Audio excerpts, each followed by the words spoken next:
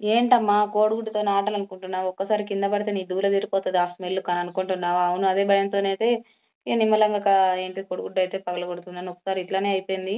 మా పెద్దోనికైతే అంగన్‌వాడీ నుంచి కోడిగుడ్లొచ్చినంక మా అత్తమ్మనైతే కింద పెట్టేసింది. ఖతం వీడైతే తీసి ఇసిరగొట్టిండు. అట్లా 5, 6 కోడిగుడ్లు అట్లనే వేస్ట్‌గా కింద పడగొట్టిండు. కానీ స్మెల్‌కు దీనికైతే మేమైతే చచ్చిపోయినాం. ఇంకేం చేసిండు చెంబెడు నీళ్ళు గూడా పారబోసిండు.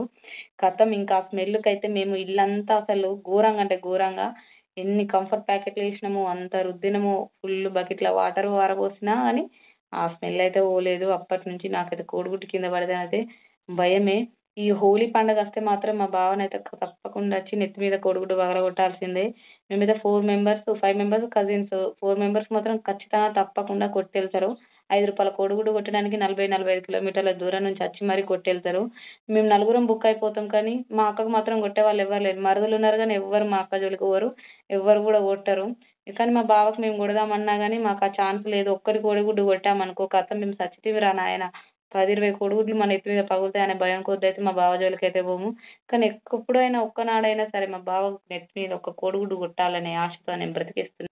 ఇంకా ఆమ్లెట్ సంగతికొస్తేనైతే ఇదైతే సడెన్‌గానైతే మా వారు కోడిగుడ్లు తీసుకొచ్చి ఆమ్లెట్ ఎయమని జెప్పిర్రు. ఏం చేద్దాం పాపం గదా! అని ఇగ నైట్ 9, 9:30కి ఈ ఆమ్లెట్ అయితే ఏస్తన్నా. ఈ ఆమ్లెట్ కోసమయితే మా చిన్నోడు, పెద్దోడైతే రెడీగా ఉన్నారు తినడానికి. కానీ వాళ్ళకి ఫీవరొచ్చింది. పిల్లలకైతే పెట్టొద్దనైతే ఊరుకున్నా. కానీ మా వారైతే కొంచెం కొంచెం, కొంచెం కొంచెం అనైతే పెడుతున్నారు.